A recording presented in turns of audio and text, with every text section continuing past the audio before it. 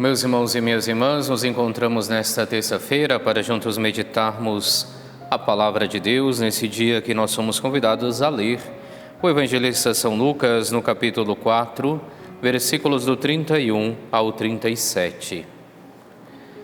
Naquele tempo, Jesus desceu a Cafarnaum, cidade da Galileia, e ali ensinava aos sábados. As pessoas ficavam admiradas com o seu ensinamento, porque Jesus falava com autoridade. Na sinagoga havia um homem possuído pelo espírito de um demônio impuro, que gritou em alta voz: "O que queres de nós, Jesus Nazareno? Viestes para nos destruir? Eu sei quem tu és o Santo de Deus." Jesus o ameaçou dizendo: "Cala-te e sai dele." Então o demônio lançou o homem no chão, saiu dele e não lhe fez mal nenhum. O espanto se apossou de todos e eles comentavam entre si: "Que palavra é essa? Ele manda nos espíritos impuros com autoridade e poder e eles saem." E a fama de Jesus se espalhava em todos os lugares da redondeza. Palavra da salvação, glória a vós, Senhor. Nós continuamos nesta terça-feira a leitura do Evangelista São Lucas. Hoje vemos Jesus que começa a percorrer as cidades da Galileia e ensinar então nas suas sinagogas, como inclusive nós víamos no dia de ontem, ele que foi até Nazaré e que leu o livro do profeta Isaías. O que nos chama a atenção no relato de São Lucas no dia de hoje é justamente porque as pessoas ficavam admiradas com o seu ensinamento, porque Jesus falava com autoridade. São Lucas aqui, ele não aprofunda de onde brota, de onde nasce essa autoridade de Jesus Cristo, mas nós sabemos que os outros evangelistas nos falam que a autoridade de Cristo vinha justamente porque ele falava e fazia aquilo que ensinava. Ou seja, o ensinamento de Jesus Cristo não era um ensinamento unicamente da boca para fora, não era unicamente um ensinamento intelectual, mas era um ensinamento que passava necessariamente pelo seu modo de viver. Ele vivia aquilo que ensinava e é disso que nós então percebemos a autoridade de Jesus Cristo. E nisso, é claro, Cristo vem nos ensinar também, porque todos nós temos a capacidade de estudar a Sagrada Escritura de forma intelectual, de conhecermos os modos de escrita que havia na época, de reconhecermos as diferenças das palavras, mas não será ali onde irá residir a nossa autoridade, mas sim na nossa capacidade de vivermos os ensinamentos que a Palavra de Deus nos ensina. Assim, não é somente um conhecimento intelectual da palavra, da Sagrada Escritura que buscamos, mas é justamente um aprofundar-se neste conhecimento a ponto que a nossa vida seja transformada pela palavra de Deus. E quando nós assim o fizermos, é onde também estaremos falando e ensinando com verdadeira autoridade. O evangelista, no entanto, continua falando que enquanto estava na sinagoga havia esse homem possuído pelo espírito de um demônio impuro. E é interessante a fala que é colocada na boca deste demônio, deste endemoniado, porque nos recorda São Lucas, ele diz: "O que queres de nós, Jesus Nazareno? Viestes para nos destruir?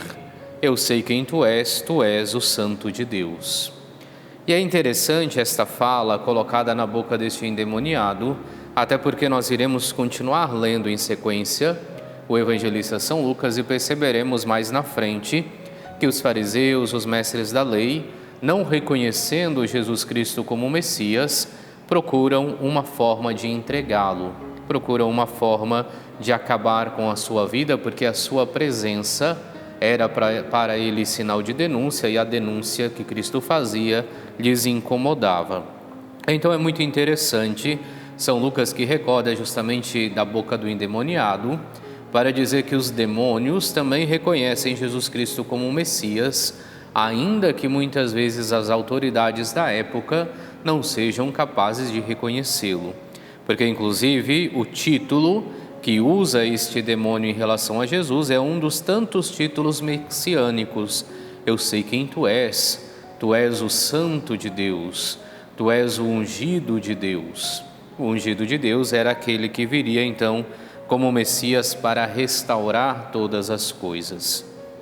É claro, ao vermos e contemplarmos também a fala desse endemoniado, nós somos convidados a perceber a ação de Jesus Cristo que liberta este homem e mais uma vez reafirma a sua autoridade, mas somos também sempre constantemente convidados a reavivar, a reafirmar a nossa fé em Jesus Cristo como nosso Messias, como nosso Salvador, como aquele que veio ao mundo justamente para trazer-nos a salvação.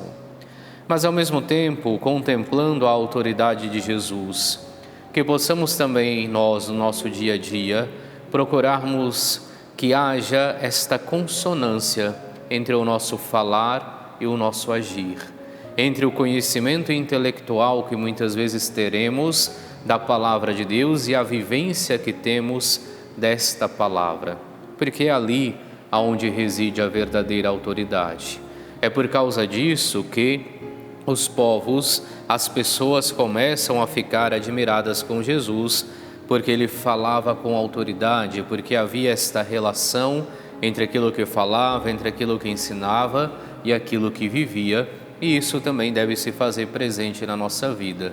Inclusive era isto que nos pedia, que nos recordava a liturgia deste 22º domingo, principalmente quando na carta de São Paulo nós recordávamos a necessidade de não nos conformarmos com o mundo, mas de nos convertermos sempre iluminados pela palavra de Deus.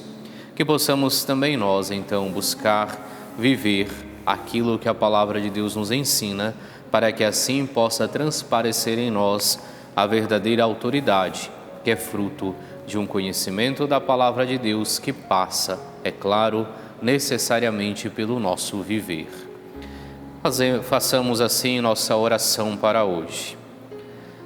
Deus do Universo, fonte de todo bem, derramai em nossos corações o vosso amor e estreitai os laços que nos unem convosco, para alimentar em nós o que é bom e guardar com solicitude o que nos destes. Por nosso Senhor Jesus Cristo, vosso Filho, na unidade do Espírito Santo. Amém. E abençoe-vos Deus Todo-Poderoso, Pai, Filho e Espírito Santo. Amém.